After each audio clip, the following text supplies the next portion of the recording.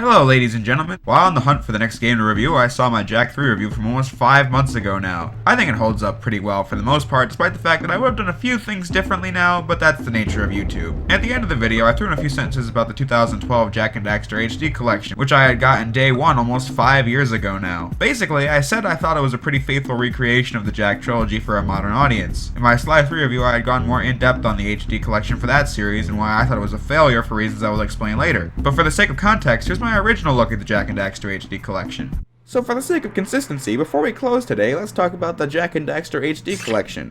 All 3 games in 720p, and honestly, other than one graphical glitch in one of the Jak 2 cutscenes, it's the best way to play these games. No complaints from me. It's just all 3 games, and it just looks really nice. What more could you want? Which does not apply to the Vita version, but since I can't record Vita games, I'll just sum it up as poor frame rate, terrible controls because how heavily the port uses the barely functioning front and back touchpads for basic actions, like the L2 and R2 buttons, making all 3 games nearly unplayable. I wanted to go back to the Jak collection, talk more in depth about it, and compare it to the PS2 versions, as I haven't played most of these games since the marathon ended months ago. And while this probably won't be the longest video on the planet, it's still something I want to talk about. First, to get what the collection doesn't do out of the way, I can keep this pretty brief. This compilation only has the Jak and Daxter trilogy on it, so if you were hoping to get the other 3 games, those being Jak X Combat Racing, Daxter, and The Lost Frontier, then you're out of luck. To be honest, I can't really say I care about the latter 2 games I just listed, as the quality standard is much lower for those 2, especially The Lost Frontier.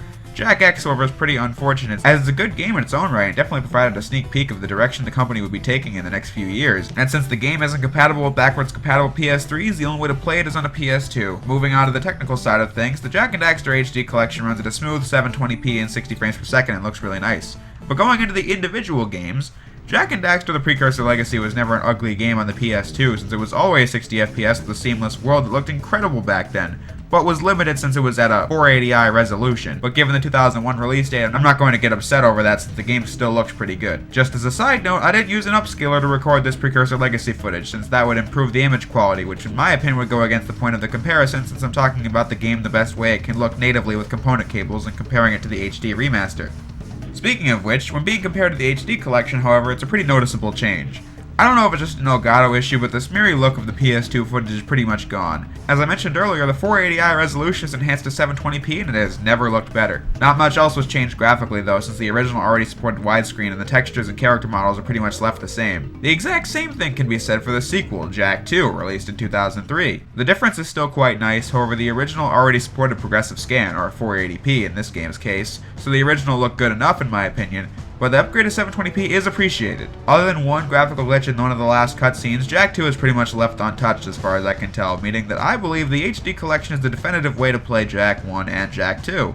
Then we get to Jak 3 though, which again has a lot of the same things going for it. Jak 3 already had 480p and widescreen and looks great in 720p. It would have been the definitive Jak 3 experience as well if not for one extremely crippling flaw. Jak 3 to begin with had a huge overusage of vehicles to get around the area and to do missions. They never controlled all that well in the first place, and going from PS2 Jak 3 to Jak X was always great since that game controls much better. But going from PS3 Jak 3 to Jak X is almost night and day, because the HD Jak 3 increases the sensitivity of the controls to an obnoxious degree. Making sharp turns in the original requires holding the circle button and moving the stick in the direction you wish to turn. Another way would be to move the analog stick in the direction you wish to go for a few seconds, otherwise you'd gradually turn like you'd expect. The same goes for the HD edition, only difference being that now moving the analog stick even slightly can cause a skid turn, making the controls incredibly awkward and making those timed missions 10 times more frustrating, taking my least favorite game in the trilogy and making it slightly worse. Don't get me wrong, it's very playable, but I'd rather not when there's a much better version out there. The question you might be asking is, why do I care? Whether it be this, the Sly collection, or whatever. Well, these things are made to preserve older games for a new console generation and give people who didn't get to play them before another chance to, or give people who hadn't played them in a while a cheap way to do so if they sold off their PS2 or something like that, seeing as I myself, before this collection came out, hadn't played the Precursor Legacy in a few years. So when newcomers to the series play these new versions and they have flaws that weren't there before, common sense in my opinion would make one think that the original had those problems too, since why would a port job suddenly make the games worse? I don't want people to think that way, which is why I call it out when an HD collection isn't faithful to what came before. Anyway, that's all the time we have for today. I know it was a pretty short video, but I hope you enjoyed it regardless, so I'll see you guys for the next episode.